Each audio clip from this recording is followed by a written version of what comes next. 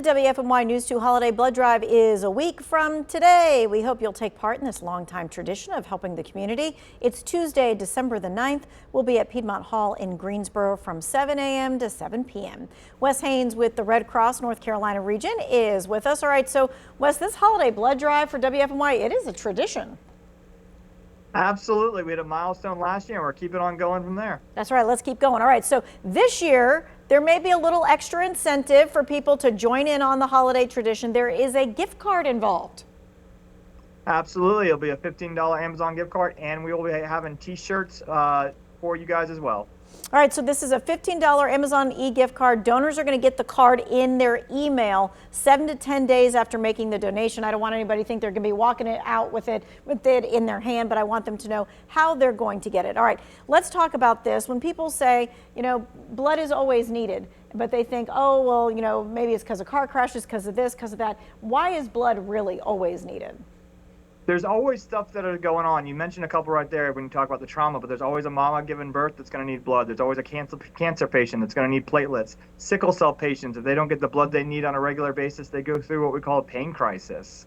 And in that pain crisis, they might not be able to get out of bed in the morning. So blood is always needed, not just for the traumas that we think about, but the daily life of many of the people that receive the blood. Okay, so we've been doing this 60 plus years, WFMY with the holiday blood drive. It usually goes from 7 to 7, goes all day long, but let's go over like the start to finish time for blood donation, because it's probably going to take about like 1 hour of someone's time. Yeah, usually when you walk from walking in the door to walking out the door is about 1 hour, give or take a little bit of what's going on.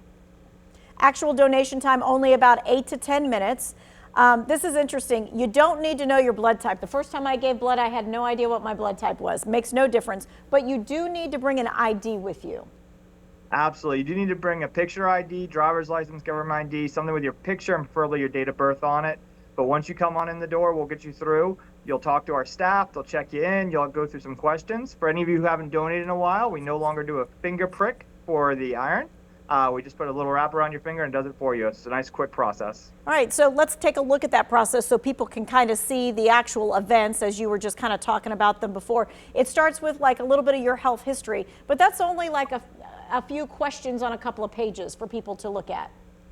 Absolutely. So when you walk in the door, they'll ask if you've done rapid pass. If you haven't, that's okay. You may get some reading material to do. When you go to the health history with one of our professionals, they'll ask you some follow-up questions. They'll see how you're feeling today. They'll take your temperature, your blood pressure, your pulse. Just make sure you're ready to give. Test your iron levels, like I said. But none of that takes all that long. They'll move you onto a bed. Usually you're on the bed for less than 10 minutes total. Then we'll ask you to go to our cookie table, sit down with us for a few minutes, make sure you're feeling good before you head back out the door. All right, and so I want to know this, like a lot of people go, oh, I've been hydrating, or I ate a big old hamburger last night. What should people do so that they can be in good shape to give blood? Absolutely. The best thing to do is do eat before you come. This isn't like going to the doctor's office. We want you to come with a full belly. That's always a good idea. Drink plenty of fluids before you come in. Go a little light on the coffee. You don't have to skip your morning cup of coffee, but if you're a 4-cup drinker, you may want to try to knock it down to 1 or 2. But really, that's the best advice. If your iron runs a little low, you could try a high iron diet for a few days before the drive, like your leafy greens or your beefy steak. But those are usually the best tips for coming in for a good donation. All right, and so people can just show up anytime they want, or they can kind of schedule it, whatever works in their day. We absolutely do take walk-ins. We do love it when you make appointments. It helps keep things going a little bit smoother, but we will take other walk-ins that come in. No worries there. Okay, a common question is this one right here. Do I have to have my vaccine? And that could be a COVID vaccine, that could be a flu vaccine. Yep. Do you have to have a vaccine to give? You do not have to have a vaccine, but while you ask that, I'll mention that if you had a vaccine recently, that's usually okay. The flu, influenza, all that's going to be fine as long as you're feeling well that day. Sometimes after you get a flu shot, you may be feeling a little rough the next day. Probably not the best idea to donate, but as long as you're feeling nice and healthy, totally okay to come in and donate after you had your vaccine, but you do not need it. Okay, every single year we get all these questions. Well, I'm on this medication, or I had some therapy, or however many years ago. What is the best thing for people to do if they're wondering if they're able to donate blood? Absolutely. If you have a lot of medical history, if you're on a handful of different medications, I really do recommend calling 1-800-RED-CROSS. Talk to one of our professionals, because sometimes it'll depend on what your dosage is, how long was the last time you took it. All of those things might play an active role. Also, say if you travel a lot, it's a good idea to call 1-800-RED CROSS as well.